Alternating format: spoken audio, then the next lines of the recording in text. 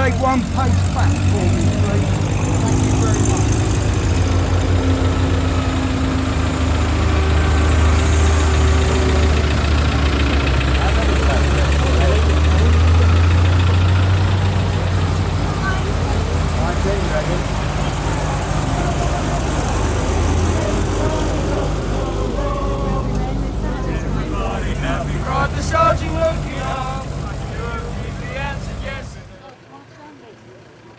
But as they're marching around the arena, you can see that these are two very different nations. You can see the Greeks dressed in a very distinctive fashion, and the barbarians sort of a bit of a shambling mess. And what we'll do is we'll stretch these people around the arena and talk to you a little bit about what they're wearing, who they are, and how they'd like to fight. So if I ask our hoplites to bring their shields to the front.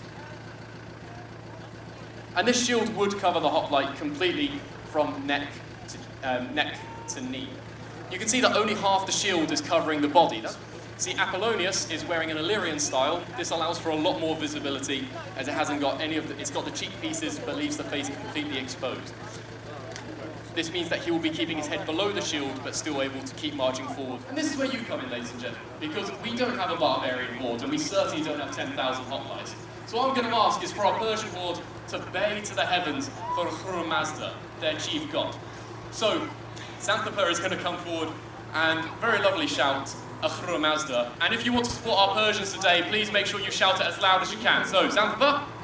Ahura Mazda! Now that's the correct response of not shouting along with the Persians, because you're obviously all going to support our heroic Greeks. And the Greeks got a much cooler, much better war cry, which is Zeus Sortia. And I did sort of do this a little bit, sort of shiftily, because now you're going to practice Zeus Sortia, but you don't care about Persian. So after me, just say nicely, Zeus Sortia. And you're going to do it one more time with gusto, alright? So Apollonius is going to step forward, bay to the heavens for Zeus Sortia, and you all shout after him, because you obviously want our heroic Greeks to win. Apollonius! That's more like it.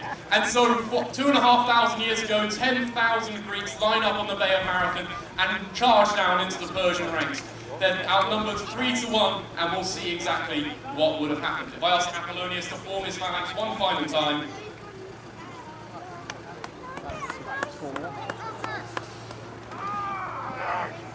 And we're going to send our Persians forwards, and we'll just see what sort of effects their missile weapons would have against the Greeks.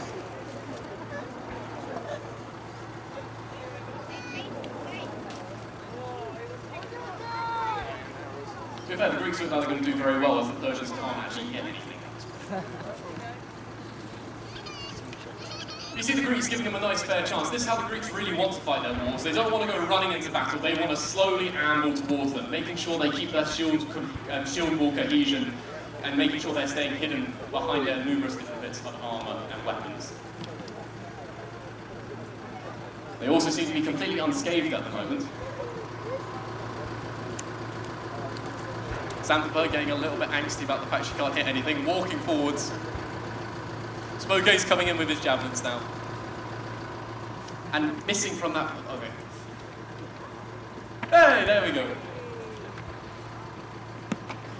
Oh, and the rocks are going in now, obviously getting very angry. And there we go, now that we're getting much closer. You can see now that the missiles are hitting against the hoplites, you can see them having absolutely no effect against all these shields.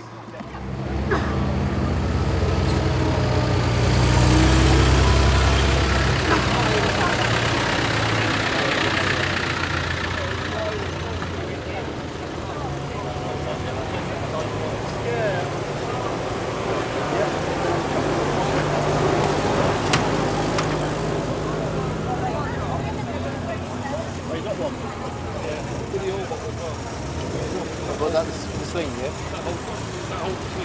Yeah.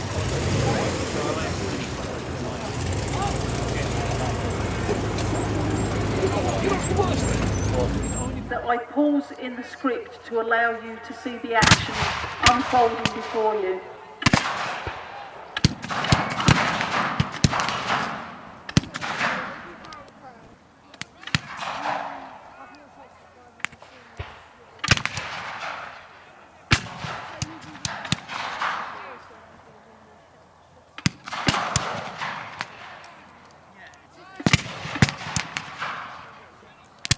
Vill du ha någonting att dricka? hear the officer giving the order to retire, they're not ordering the men to fall back and stop taking part, but they're actually giving them the opportunity to clear the breach on their rifles to make sure that they can fire cleanly.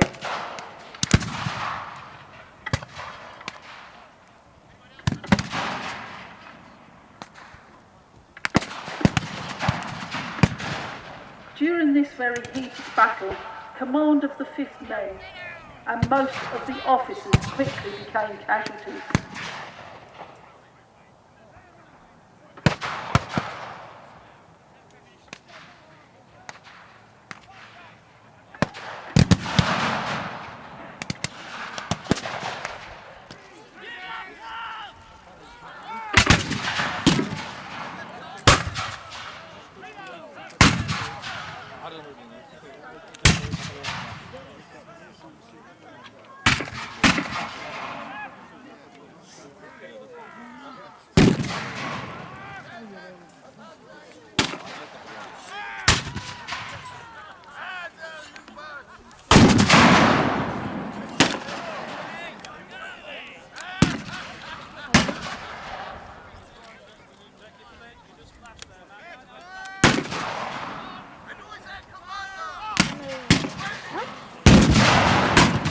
Light crimson bus in the party over in the corner there by the French officer, and they're obviously going to aim their fire towards them. As you can see, when they're firing their technique, one is firing, one is over the head of his partner, he's going to reload. Once he's reloaded, the other one will fire, so there's always one ready.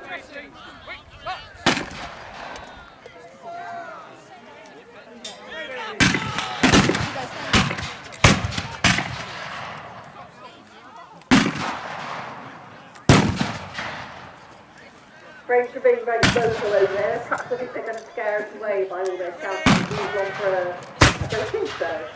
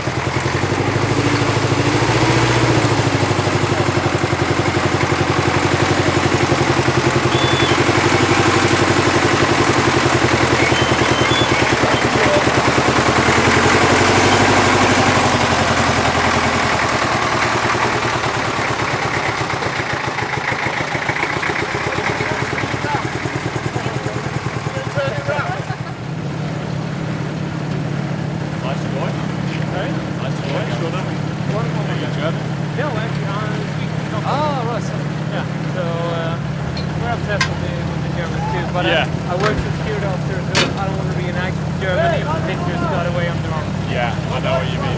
So, like the old... Well, that's it, the old Swedish uniforms in the 80s. Yeah. They used to convert those to make German uniforms.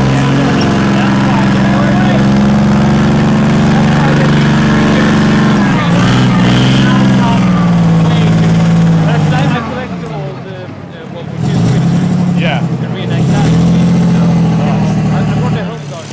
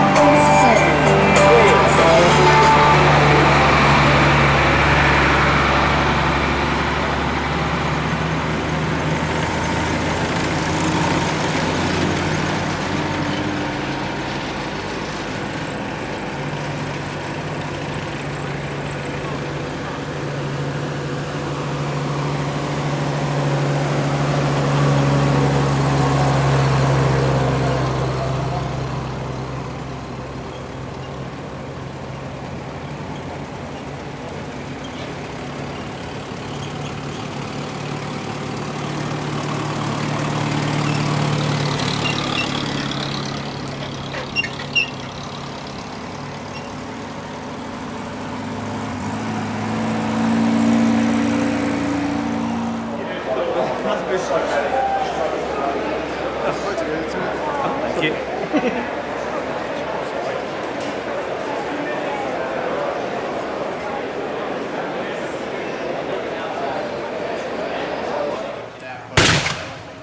But on the whole, the mix hasn't changed. The original stuff, when you read it, early guns didn't make much of an impression from the point of view of being legal. The greatest effect was actually the very early one shot. If you live in, we live in a very noisy world, we don't know what to think about it. Up to those gun barrels, effectively are no different apart from the size and scale to the ones that we use in Waterloo. You get it better, that one got almost halfway. There is a bit of a competition going at the moment on the board town with the guns to find out who can keep it. They came up. But the gun in the...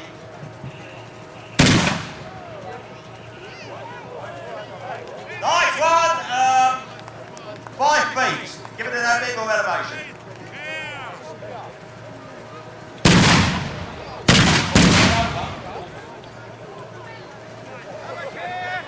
Better, better. Pitiful, try harder. Or the artillery, or to try and outflank this line of Confederates, because if they can outflank them, i.e. get along the far line there, it means that the Confederates have got to fight in 2 directions at the same time. And one of the tactics is to try and get end on to your opponent, because you can put a lot more fire into the line of people, a bit like Nelson did at the Battle of Trafalgar. His cannons were able to bring everything on into play, whereas the French and the Spanish could only fire their front or rear cannons.